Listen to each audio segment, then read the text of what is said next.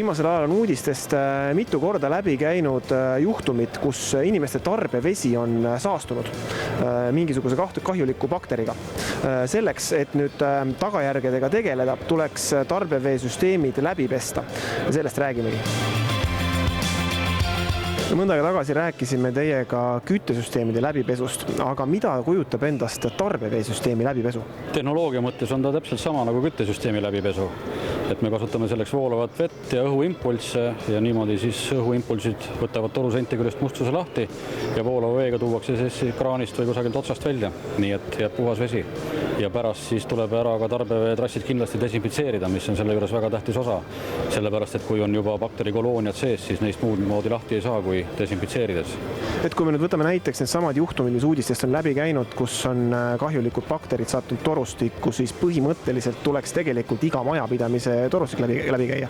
Jah, profülaktika mõttes kindlasti, aga kui on ikkagi juba näiteks veeanalüüs tehtud ja sealt tuleb välja, et see, kas siis juba bakter on sees või kolooniad on sees, siis loomulikult bakterite vastu üldiselt aitab UV filtreerimine ja kui UV-filter näiteks paigaldatakse, siis ei ole mõtet seda paigaldada niimoodi, et läbipesu ei tehta, kuna olemasolevad kolooniad, mis on juba torustikus sees, neid uus filter nii-öelda ära ei tapa. Et siis ongi mõistlik igal juhul see läbipesu ja desinfitseerimine ära teha ja siis lülitada sisse see uus UV-filter.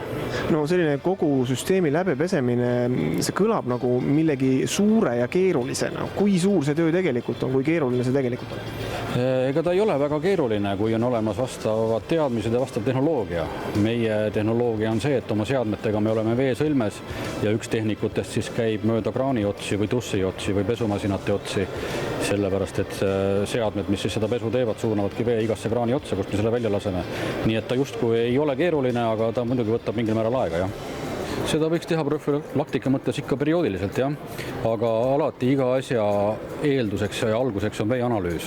Et kui on soov uuendada veeseadmeid või kui on tegemist uue süsteemiga, siis igal juhul veeanalüüsis selgub see, millised seadmed sinna on vaja ja sealt edasi juba siis ka, kas on vaja profülaktilist hooldust või midagi muud sellist ette võtta. Kui me nüüd räägime veesüsteemi hooldusest, siis üks asi on tegeleda tagajärgedega. Kas on ka mingid seadmed, mis on abiks nii-öelda tarbeveetrassi saastumise ennetamisel? Ja, need samad veeseadmed ikka, see sama UV-filter, mis juba ennetab bakterite sattumist trassi, aga Eesti asub geograafiliselt sellises osas, et meil on põhjavee kvaliteet võib olla väga kõikuv. Mõnes kohas on rohkem mineraale ja tekib katlakivi rohkem, mõnes kohas on rohkem rauda, nii et selle info saab kõik kätte veeanalüüsist ja siis ka selgub see, et kas on vaja veeseadmed, mis siis raua ära võtavad või katlakivi ära võtavad ja niimoodi saabki enda veetrassi hoida puhtana ja hoida kvaliteetset vett endal. Ehk nüüd, kui televaataja vaatab ja mõtleb, et okei, tegelikult võiks uurida omal seda vee olukorda, siis esimene asi ikkagi ongi see, et tuleb alustada analüüsist. Jah, see on kõige mõistlikum.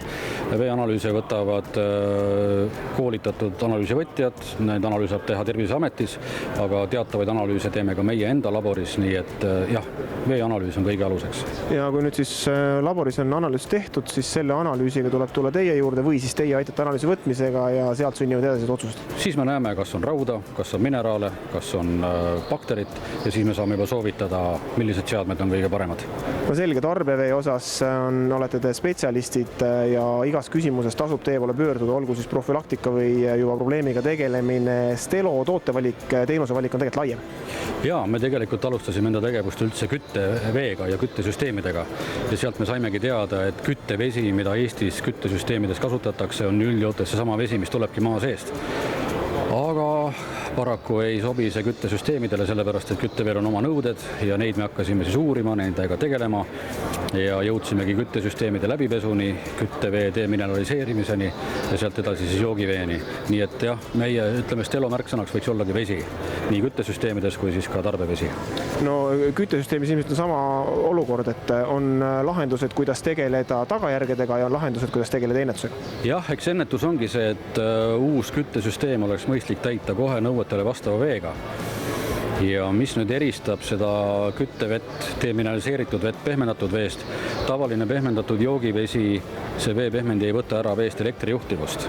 aga küttevees on elektrijuhtivus see, mis on vastunäidustatud, seda ei tohi seal olla. Nii et küttevee demineraliseerimine siis on protsess, kus võetakse ära ka elektrijuhtivus ja siis alles vesi vastab nii-öelda küttevee nõuetele.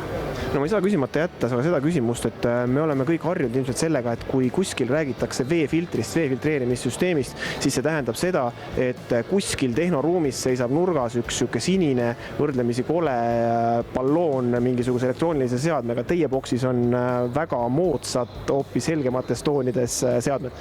Nojah, eks asi on vormistamises nii-öelda, sellepärast et põhifunktsioon on ikka sama. Vee pehmendamine ja joonvahetuspõhimõttel on ikka sama, nii nendel sinistel tünnidel kui ka meie seadmetel.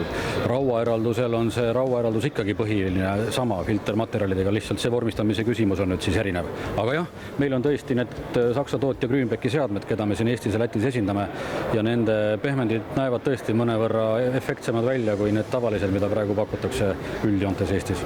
Ja lisaks siis Grünbecki seadmetel on ka see eelis, et kui tavalistel pehmenditel on kõrval eraldi nõu soola jaoks, siis Grünbecki seadmetel seda ei ole, sool käib kohe seal sees, nii et seade võtab oluliselt vähem ruumi. No nagu öeldakse, parem on alati tegeleda ennetamisega kui tagajärgedega. Elu on paraku selline, et tihti tuleb tegeleda nii ühe kui teisega.